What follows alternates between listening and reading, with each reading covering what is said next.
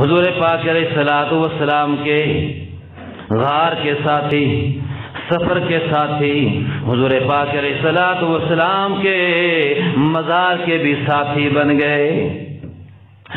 آپ کو غسل دے کے کفنا دیا گیا اور حضور پاک علیہ الصلوۃ والسلام کے پہلو میں دفنا دیا گیا۔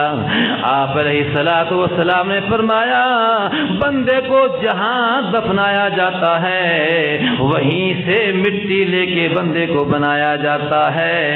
آپ علیہ الصلوۃ والسلام کے پہلو میں جناب ابو بکر، اس کے بعد عمر، گویا تینوں کو ایک ہی مٹی سے بنایا گیا۔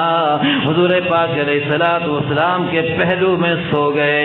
کون سی جگہ میں سو گئے؟ جس کے بارے میں حضور پاک علیہ الصلوۃ والسلام نے فرمایا ما بین بیتی و منبری روضۃ من ریاض الجنہ۔ آپ علیہ الصلوۃ والسلام نے فرمایا دنیا والو، میرے حجرہ سے لے کے منبر تک کا جتنا بھی ٹکڑا ہے یہ سارا کا سارا جنت کا ٹکڑا ہے۔ حضور کہاں آرام کر رہے ہیں؟ جنت میں۔ ما بین بیتی و منبری روضۃ من ریاض الجنہ۔ حضور پاک علیہ الصلوۃ والسلام بھی جنت میں آرام کر رہے ہیں اور ان کے پہلو میں ابو بکر بھی جنت میں آرام فرما رہے ہیں۔ کیا کہنا ہے ان کا، کیا شان ہے ان کی، کتنا رتبہ پایا۔ شر کہتا ہے کتنا بلند مقام ہے پا یا صدیق نے، کتنا بلند مقام ہے پا یا صدیق نے، بستر نبی دے کول لگایا صدیق نے۔ تھوڑا بہت مقام ہے یہ۔ آج بھی حضور کے ساتھ جنت میں آرام فرما رہے ہیں۔ کون؟ ابو بکر۔ پہلے اعلان سے آنکھیا میں حاضر میرے حضور۔ آپ علیہ الصلوۃ والسلام نے فرمایا جب بھی میں نے کسی کو دعوت دی اس نے مجھے آزمایا، کوئی دلیل مانگی، وقت مانگا سوچنے کا، مگر دنیا والو جب میں نے ابو بکر کو پہلی دفعہ دعوت دی انہوں نے نہ مجھ سے سوچنے کا ٹائم مانگا نہ کسی سے مشورہ کیا، جیسے ہی میں نے دعوت دی فوراً کلمے کو قبول فرما لیا۔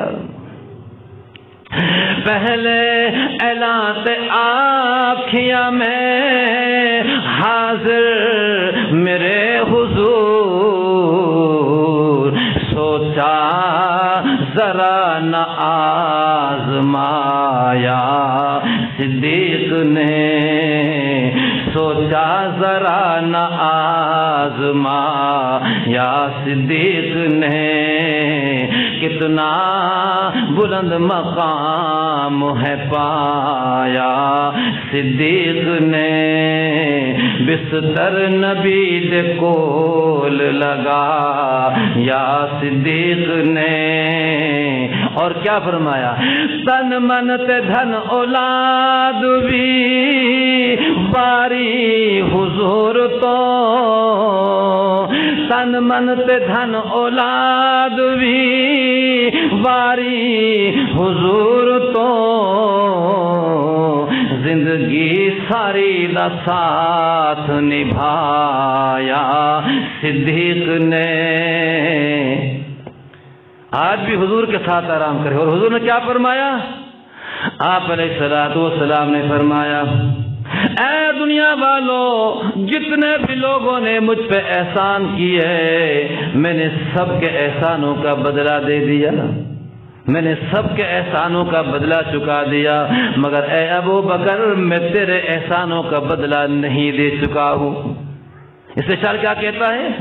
آقا نے سب دے قرض ادا دنیا تے کر چھوڑے، آقا نے سب دے قرض ادا دنیا تے کر چھوڑے،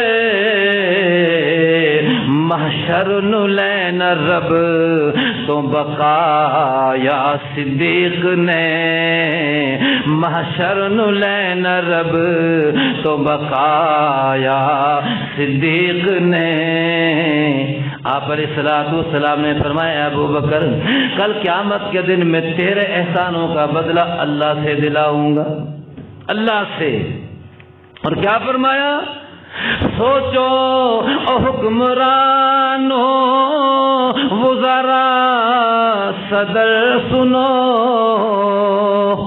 سوچو او حکمرانو وزراء صدر سنو، شاہی بچو نئی کفن بھی بنایا صدیق نے۔ پوری بادشاہت میں بادشاہ رہے لیکن کوٹھیاں بنگلے تو دور کی بات، کفن بھی نہیں بنایا، کفن بھی نہیں بنایا۔ انہی پرانے کپڑوں کے بارے میں کہہ دیا بیٹی انہی میں کفنا دینا۔